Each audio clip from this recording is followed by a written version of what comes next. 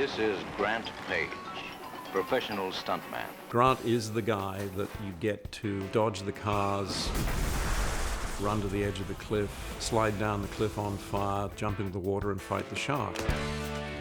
He was like a character in a movie. He defined the stuntman. Standing on top of a rock, 1,000 feet above Hong Kong Harbour. The director tells you to jump, you jump. Grant Page was one of those guys that you respected. He did kind of epitomise a certain kind of Australianness. He embodies that Australian can-do, what the hell, give it a go, mate, attitude. He had a reputation with fair sex. Grant adopted less conventional methods of getting himself in full working order. He was kind of a proto-Errol Flynn. Nothing comes near to this. Thug cola. Well, I don't think any stuntman gets into stunt work without being a very egotistical person at first. Ego goes a long way, actually. Goes a long way. That's what's got him the expertise, but it's what's going to kill him if he keeps going like that. The most fearless man I've ever met. You jump off buildings and... Phew, boy. He was gonzo, just whacked. He was crazy. He was just crazy. He was a daredevil. In America, we just call that insane. I was always worried he was going to fall out of the sky and kill himself. We're human. You know, we're not superhuman. We're human, and we break. And we burn. He's the kind of guy that just blocks out pain for as long as is necessary. It'll hurt later. Got a dislocated shoulder out of it that's left the clavicle standing up, and a broken, ruptured spleen, and a few breaks, the odd bone, and things like that. The whole scalp was opened up and sort of laying down here, and I think they put 120 odd stitches in the head. He's still alive. That's a miracle right there. People expose themselves to danger so as to experience anxiety in a kind of perverted way, in a way, so that there's a thrill about it. That's what gives me the adrenaline hit. It's the full awareness of just how dangerous what I'm doing is. He just was the most physically adept, extraordinary person that I'd ever met. Brian was my reason for starting in the film industry. He heard some of the old stories of what had happened before and thought they were worth filming. I thought, well, this is someone who should be in front of the camera, so I will create vehicles in which he is seen doing his own stunts. Want to be a movie star? No. I offer you real excitement with a genuine test of your skills, ingenuity, and blood-cooling courage. I offer you unmistakable danger, plus a lot of fun.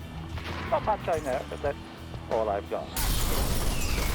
Death Cheaters was my sort of boy's own adventure picture, a little juvenile in concept, strictly formulaic. Grant and John are the opposite of shell-shocking Death Cheaters. Here are two stuntmen that knew that within themselves there was a rush that they got out of danger. There's a couple of quite funny scenes. One where John tells his wife that he knows it's not normal to be like he is. I get a kick out of danger. I know it's not normal, but that's the way I am. Something just drives him to go on with this way of life. I'm hooked on that adrenaline charge you get from knowing that this could be the last second of your life. I basically built the foundation stones for Grant to do a series of really complex stunts. Action! That still had to be done in a hell of a hurry due to the budget of the film. Print that. Let's set up for the hit and run now, please. It was made in 4 weeks. It cost $150,000. You know, we'll do some stunts. Let's do it on the weekend. But it wasn't the weekend. It was let's do it on Saturday and have it finished. It is really D-grade sort of project. A little heavy. Mother! It was that high moment drama where I've got the whole of the Philippine army under arms. Hold it right there. And they said, "What do you want?" What do you want? I've come to read the meter. And I thought it was the most puerile line I'd ever heard in my life. It was entirely an exercise to showcase Grant's stunt ability. We wrecked a lot of things. They gave us them all for a Sunday when it was closed down. There was virtually no limitation.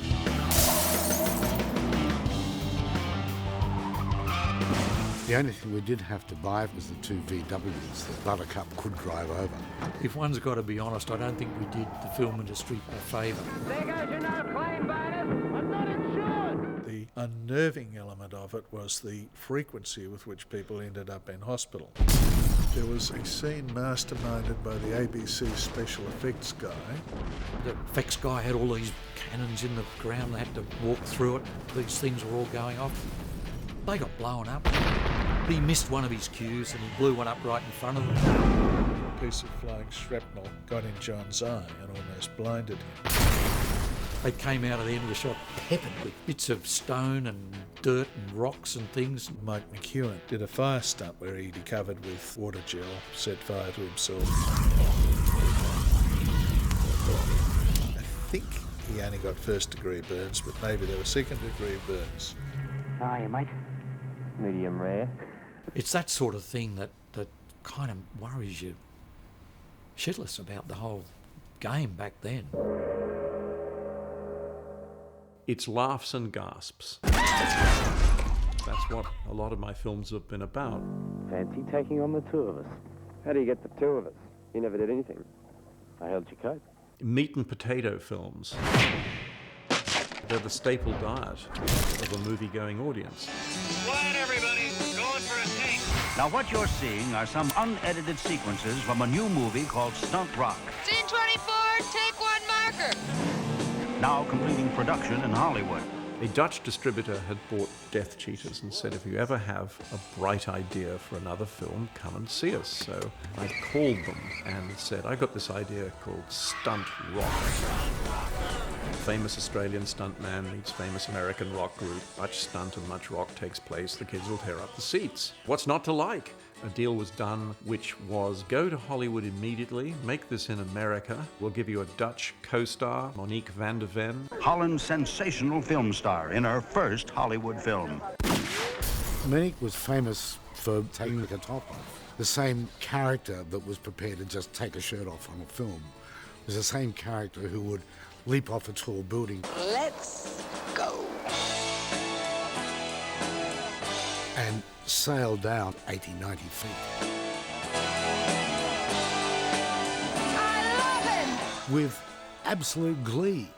She'll give us visibility in Holland.